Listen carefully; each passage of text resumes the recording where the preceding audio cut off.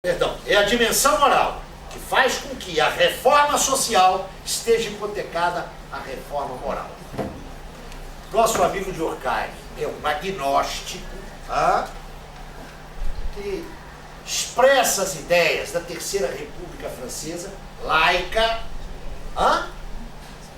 E se agora eu mudo o foco, eu vou para Roma? Contemporâneo do nosso amigo Durkheim, Leão XIII. Para nós, assistentes sociais, figura importantíssima. É com a Rerum Novarum que o laicato católico se mobiliza para a ação social. Ou melhor, se mobiliza num novo patamar. Se a gente ler a Rerum Novarum, a gente vai ter a mesmíssima expressão da posição durkheimiana. Claro, o registro é diferente, não é? Durkheim é um positivista. Sob Leão XIII, através do cardeal Mercier, lembre-se de Louvaina, o neotonismo será amplamente revitalizado. Então, o quadro epistemológico é inteiramente diferente, não é? Tomás de Aquino e seus leitores posteriores são incompatíveis com o positivismo. Eu preciso deixar isso claro. Entretanto, se a gente lê a análise de Leão XIII sobre a questão social, que marca um salto na postura da igreja, o que nós vamos encontrar? Como Leão XIII é legatário daquela tradição que vem lá do Concílio de Nicéia, anticapitalista. A Igreja Católica é anticapitalista. Isso não quer dizer que ela seja socialista, muito menos. Atenção! Por que Weber escreveu a ética protestante, devia ser calvinista e espírito catalino? Porque enquanto a igreja defendia o justo lucro, ordenava a usura, Calvino disse, não, meus senhores, aqui embaixo o reino é disso mesmo. Então, ele tem a tradição de quê? Reino de Sé. Aí ainda há uma forte naturalização. É que vai dizer o nosso amigo Leão XIII contra os falsos profetas. Leia-se anarquistas, socialistas e comunistas. Assim como na natureza, olha a identificação direta, a sociedade é composta de membros superiores e membros inferiores. O organismo tem os pés, tem as mãos, tem a cabeça. Naturalização direta. Com isso se justifica a desigualdade. O que a gente tem que fazer é reduzir essa desigualdade. Mas Leão XIII não é um naturalizador. Não pode ser. Onde é que ele vai encontrar o ponto de ruptura? O que nos distingue da natureza? A graça. A possibilidade da graça. O que em Durkheim é moral, em Leão XIII é fé. Essa distinção é importantíssima, assim como a distinção epistemológica. Mas ambos se juntam em quê? Na medida em que a especificidade, o ponto de corte com a natureza, é absolutamente ideal, ou é moral, ou é fé, a mesma coisa dirá de pensador confessional como Leão XIII. É preciso uma reforma social, mas o seu pressuposto é uma reforma moral. Cristianismo renovado e positivismo laico se dão as mãos. Notem, os supostos epistemológicos são inteiramente diferentes. A resultante para a ação social é absolutamente a mesma. Reforma social, equacionar a questão social sem romper com a propriedade privada dos meios de produção, sem romper com o regime do salariato, sem romper com o capital. Olha o caráter conservador. Mas atenção, o suposto é a reforma moral. O casamento perfeito, não é? Entre um e outro. Mas isso é porque o nosso amigo Durkheim era um mal intencionado que estava sendo pago pelos capitalistas da Terceira República para dizer isso? Ou porque o Papa era um safadão que queria enganar as massas? Evidente que não. Eu estou dando o exemplo de dois pensadores. Atenção, Leão XIII foi um intelectual. Não foi o Papa que redigiu bula para ele, não. Dois pensadores honestos, subjetivamente honestos. Há aí uma incapacidade de apreender a especificidade social. Logo, em ambos há um esforço de desnaturalização. Em ambos. Entretanto, o caminho tomado para operar essa desnaturalização é o caminho que leva ao conservantismo. Eu gostaria de dar uma parada aqui. Eu estou sinalizando o Durkheim e estou puxando Leão XIII, porque essas duas pontas que se deram nas mãos no final do século XIX estão com as mãos dadas aí até hoje. Não é? Fazendo, inclusive, intervenções, eu quero deixar isso claro, meritórias na vida social. Meritórias. Embora eu as julgue epidérmicas, perfunctórias. Elas revelam, antes de mais, uma grande generosidade de espírito e uma enorme ineficácia histórica. Enorme ineficácia histórica. E o problema não é desses agentes. O problema é que esse objeto não se deixa domar com esses meios. Quero voltar a isso. A questão social, qualquer que seja a conotação que você atribua a essa expressão, é irresolúvel no marco da ordem social capitalista. Se 2 séculos de ação social não nos basta para esclarecer a experiência, eu não sei o que... Deixe-me abrir um parênteses aqui. Algumas pessoas do meu convívio acadêmico sabem disso. Eu fui chamado, eu não sei bem porquê, para abrir até sei, a Conferência Estadual de Assistência Social do Estado do Rio de Janeiro, por um convite da governadora do Estado. Devo lhes dizer que eu não participo de órgãos governamentais, não ganho dinheiro com assessoria, não sou assessor de ninguém. Por que a Rosinha me chamou? Porque ela queria bater no Lula. Só por isso. Né? Nós nos conhecemos bem.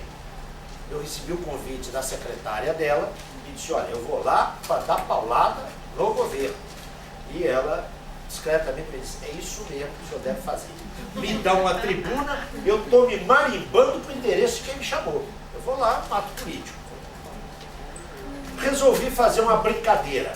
Sabem o que eu fiz? Eu peguei a obra do Engels, a situação da classe trabalhadora na Inglaterra. Vocês sabem que tem uma edição muito precária aqui no Brasil, até prefaciada por mim. Está saindo agora, já fazer um comercial, está saindo agora pela Boitempo uma nova tradução, uma tradução nova. Eu revisei tecnicamente essa tradução e tem um longo prefácio. Acho essa obra uma obra fundamental. Tá? A situação da classe trabalhadora na Inglaterra. Escreveu quando tinha 25 anos, hein? E não teve bolsa nem do CNPq nem da CAPES. Eu abri lá páginas tantas, onde o Engels faz uma descrição num domingo, porque quando os trabalhadores não estavam nas fábricas, de uma larga avenida de Manchester. Ele diz, olha, nessa avenida tem um cara que está vendendo pirulito, outro que está vendendo fósforo, uma família de aleijados que está pedindo dinheiro. Uma descrição muito viva para o jovem Engels. Engels escrevia muito bem. Eu peguei uma página inteira. Cheguei, abri a governadora lá, aquelas coisas todas bonitas que vocês imaginam. Eu fui arrumadinho, né? Eu não fui de terno porque não tem, mas sentei lá, me deram. Eu queria abrir aqui, trazendo para vocês uma descrição das nossas metrópoles. E li o texto. Que silêncio, eu acabei de ler, vocês não acham que essa é uma bela descrição do Rio de Janeiro, de São Paulo. Claro, mas escuta, abram lá o livro, vocês vão ver.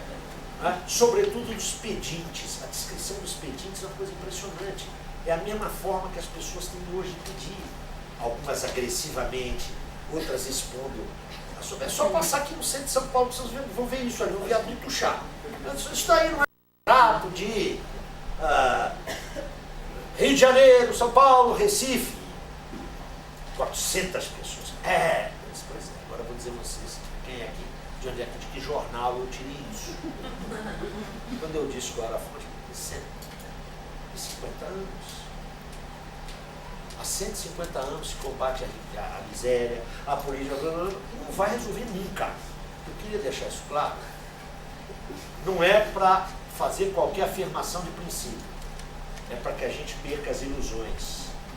Isso não deve nos levar ao imobilismo, à catatonia. Não, a gente tem que intervir, tem que estimular políticas de distribuição de renda. Não há que subestimar isso, mas há que ter clareza de que isso não resolve coisa alguma. Por que eu fiz essa história até aqui? Puxando o exemplo da sociologia durkheimiana e da pedra fundamental da doutrina social da Igreja no século XX. A Igreja sempre teve doutrina social, atenção. Mas, digamos, a moderna doutrina social, que reconhece a questão social. Eu disse, são duas tentativas de desnaturalizar. E a implicação é conservadora. Não é reacionária, não confunda uma coisa com a outra, hein? Atenção. Nosso linguajar político junta conservador e reacionário no mesmo saco. Os conservadores não são reacionários. Os conservadores são reformistas. Atenção. É possível desnaturalizar o social por outro caminho? Eu estou convencido que sim. Eu ainda tenho meia hora, não é isso? É isso? São 9 horas agora. Tem meia hora ainda? Como o ar-condicionado não está funcionando mesmo, então não teve esse problema, só fechar a biblioteca. Tudo bem, então vamos lá. Eu estou convencido de que é possível desnaturalizar sim. E desnaturalizar num sentido não conservador. E estou convencido que essa é a tarefa daqueles que nas ciências sociais e humanas hoje se dispõem a enfrentar seriamente o problema da história. Vamos ver se nós nos entendemos. Para que a gente estuda? Para que a gente pesquisa? Para que a gente polemiza, briga, né? Critica, é criticado? Vamos fazer um pacto de boa-fé. Sem boa-fé não se faz ciência, não se faz teoria. Eu tenho que partir da premissa que o meu crítico, que o meu antagonista, que o meu adversário, no domínio da teoria, tem boa-fé. E, portanto, eu posso aprender com ele. E, portanto, ele pode estar certo. Essa é a premissa do diálogo científico. Se isso aí funciona ou não, é outra conversa, não é? Só os habermasianos acreditam piamente na igualdade de poder dos enunciadores. Não é o meu caso. Mas eu estou convencido que frequentemente na universidade nós esquecemos porque estudamos. O que a gente estuda? Por que a gente pesquisa? Por que a gente dá aula onde, atenção, transmite conhecimento, não é? Nós somos legatários de uma cultura e temos que transmiti-la. Eu sou radicalmente contra aquelas ideias de que é ensinar a aprender. Não, tem que ensinar conteúdo, sim. Mas por que a gente faz isso? Na universidade, todos nós aqui somos universitários. A gente frequentemente se esquece disso. A universidade, a nossa universidade, não é a brasileira só não. A nossa instituição acadêmica se afastou tanto da vida social e popular que ela esquece que o nosso problema é buscar felicidade social líquida. não é o produto interno bruto. Não é? Eu estou falando sério. É por que as pessoas vivem, qual o sentido que elas dão na vida, que sentido elas encontram na vida, por que elas vivem, por que elas amam, choram, se dedicam, se entregam, são capazes de atos onde elas superam a sua singularidade e ascendem ao nível humano genérico. Mas por que elas também roubam? Por que elas também mentem? É por isso que a gente estuda. Não é? A gente estuda para compreender, para intervir. E para intervir com a hipótese, que é a hipótese de Goethe. Não é? Que é aquilo que justifica o humanismo. Todo homem, por mais limitado que seja, é capaz de um desenvolvimento infinito. Eu repito, todo homem, por mais limitado que seja, é capaz de desenvolver-se, agora estou dizendo literalmente, é capaz de desenvolver-se infinitamente. É isso que justifica a nossa ação como docentes, como educadores, como profissionais, como escritores. Não tem outro sentido. A gente às vezes perde isso, não é? Às vezes a gente perde isso. Ora, eu estou convencido que é esse problema que nós temos que enfrentar. Neste exato momento em que falo para vocês, as reservas graneleiras europeias e da América do Norte, da União Europeia e do NAFTA, é claro que o México entra aí no NAFTA do mesmo jeito que Pilatos entrou no Creta, né, lavando as mãos. O NAFTA é o imperialismo norte-americano e o canadense. As reservas graneleiras do NAFTA e da Europa Unida permitem hoje, garantir uma ração proteica e calórica mínima para os 6 bilhões e 200 milhões de habitantes dessa terra. E por que que 1/3 vive em fome crônica? É esse o nosso problema. Ele pode aparecer filtrado na tese que você está escrevendo, no objeto de pesquisa da sua dissertação, no seu trabalho acadêmico, na sua formação de novos profissionais, de novos pesquisadores. Mas se nós perdermos essa noção de que esse é o nosso problema, dificilmente escaparemos da barbárie. Muito dificilmente. Ora, há uma concepção teórica que não está conclusa, que precisa ser posta à prova, que precisa ser explorada, que precisa ser prospectada, porque me parece que ela permite desobstruir essas vias que, no âmbito da reflexão ocidental, tentaram desnaturalizar, mas acabaram no conservatismo. Que perspectiva é essa? É a perspectiva... Agora eu vou pedir que vocês fiquem pacientes, quietinhos, não saltem das cadeiras. Peço um crédito de 10 minutos. É a perspectiva aberta por Marx. Por que eu estou pedindo esse crédito de 10 minutos? Porque também, para parodiar a nobre francesa, em nome do socialismo se cometeram muitos crimes.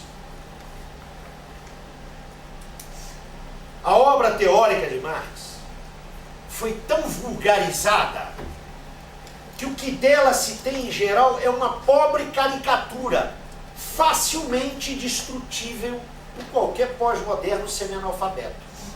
Não é? Mas a herança que ficou do socialismo, do chamado socialismo real, é uma herança que precisa ser balanceada, precisa passar por um forte elemento de crítica. E quando eu estou falando crítica aqui, eu estou falando crítica no sentido de Marx. Você dá um balanço rigoroso nessas experiências. Eu quero dizer aqui de público que eu me recuso a entrar no bando dos socialistas e dos comunistas reciclados, né? Desses que não tem nada que ver com aquela experiência. Não, eu tenho que ver com aquela experiência. Se ela foi incapaz, nos países do leste europeu, de garantir direitos civis e direitos políticos que nós consideramos essenciais, nós não podemos perder de vista duas coisas. Os direitos sociais lá estavam garantidos. E segunda coisa, o mundo não melhorou depois da queda do muro. Só os idiotas e os mal intencionados é que sustentam isso. Eu me lembro dos corredores dessa instituição, a qual eu fui professor e a qual eu me sinto profundamente ligado, né, a PUC me deu um trabalho quando eu voltei do exílio. Eu sou muito grato aos companheiros da Faculdade de Serviço Social e depois da pós-graduação que me acolheram, mesmo sabendo que eu pensava diferente.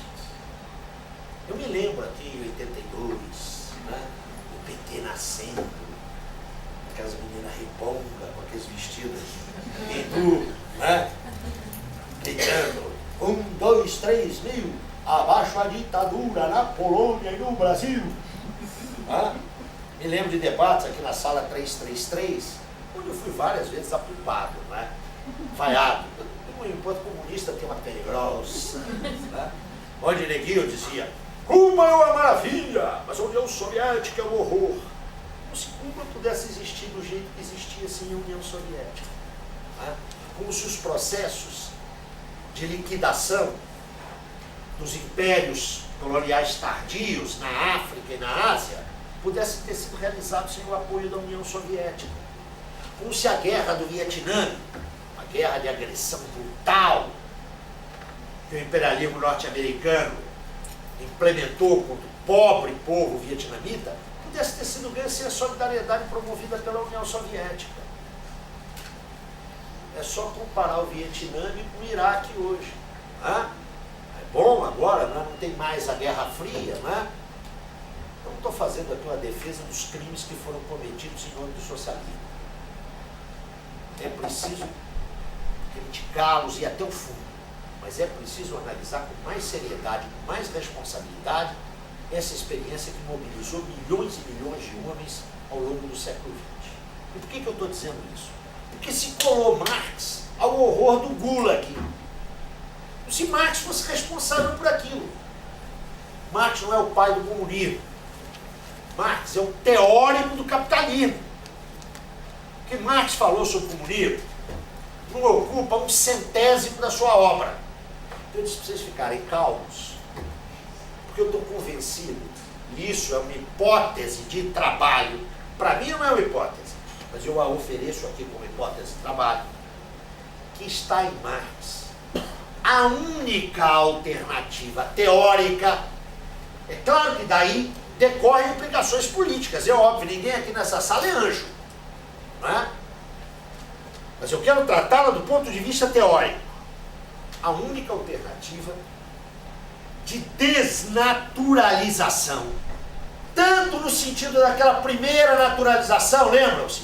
Equalização direta com a natureza, quanto daquela segunda mais sofisticada, que deshistoriciza a sociedade. Onde é que está essa possibilidade? Está quando Marx, retomando nisso, ele não é o primeiro, né? Ele retoma uma problemática que vem do debate dos jovens hegelianos. Ele não inventa isso. O que ele faz é dar consequência e estrutura teórica a essa ideia. Quando Marx pensa o homem e, portanto, a sociabilidade e, portanto, o ser social como um ser da praxis. O que significa isso? Para ser curto e grosso, né? Porque também, no jargão da esquerda, certas palavras viram mágica, né? O homem é o ser da praxis. Eu me explico o que é, vocês também não me perguntam e a gente sai. Não, vamos lá. Ser da praxis significa que o homem é um ser prático e social. Tradução disso. O homem é um produto histórico autocriado. Essa ideia também não foi Marx o primeiro a sacar isso, né? Essa ideia aparece lá na Fenomenologia de Hegel, obra que quem quiser compreender a aventura humana tem que ler. Uma obra que foi publicada em 1807. Só que em Hegel, essa aventura está reduzida a uma aventura espiritual. Marx dirá que através daquilo que é a expressão modelar da praxis, que é o trabalho, o homem se constituiu como tal. Então, atenção, há uma distinção entre trabalho e praxis. Vamos ver se, sem citar Marx, mas indo diretamente a ele, pela mediação daquele pensador que trouxe isso à colação do século XX, eu me refiro a Lukács, e não Lukács qualquer, é o Lukács lá da Ontologia do Ser Social, né, obra da sua maturidade. O que aconteceu na história? Aliás, título do belíssimo livro de um arqueólogo, antropólogo australiano, Gordon Chai, não é?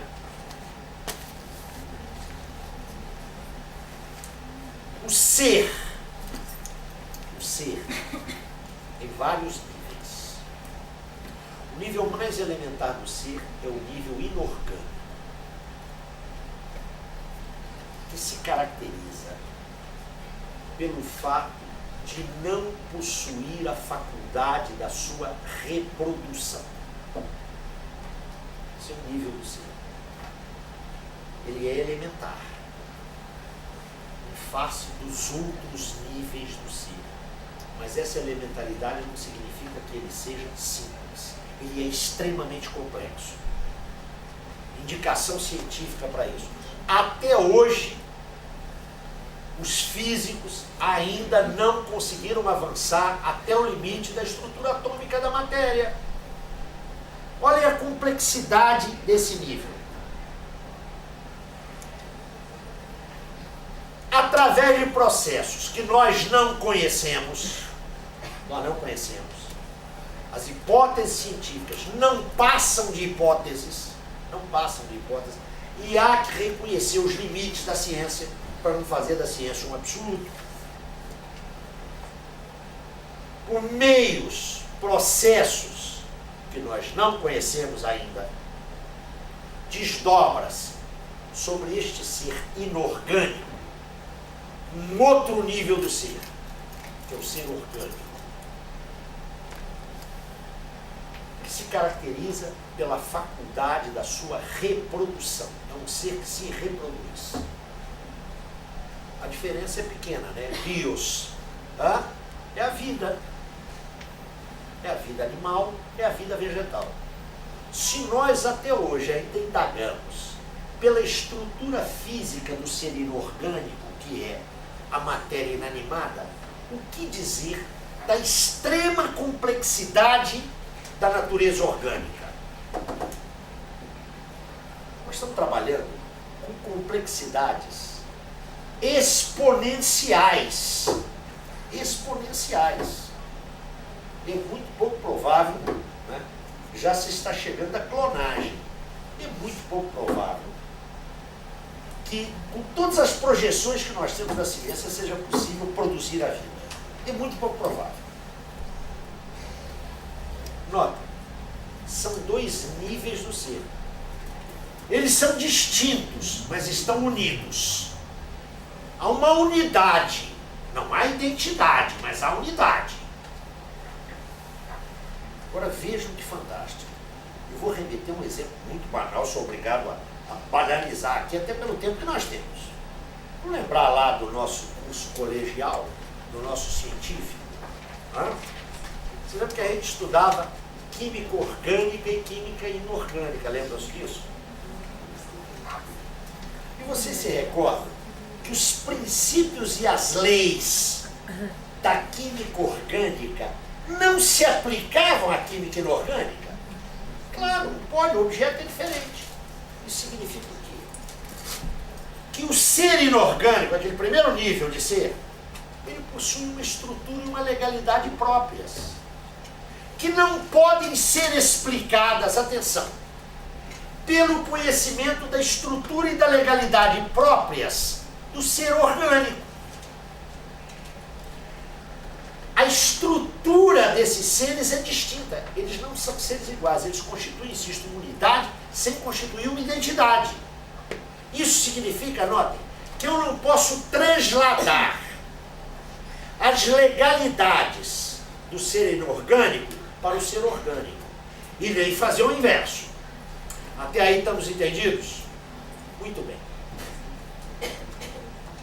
Num certo momento da história, os antropólogos estão brincando até hoje, uma espécie orgânica, uma espécie orgânica, que a gente tem um mínimo de clareza sobre isso, eram mamíferos cordados.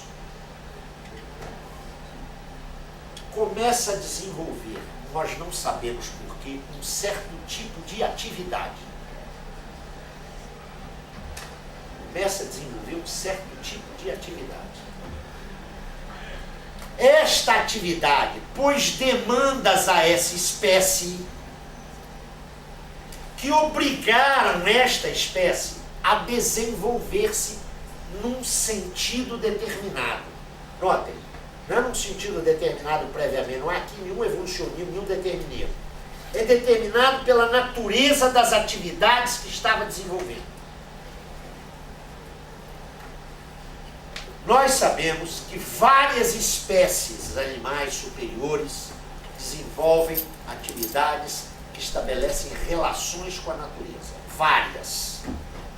Que chegam, inclusive, a estabelecer sistemas de sinalização, de comunicação, mas que implicam uma organização gregária muito complicada.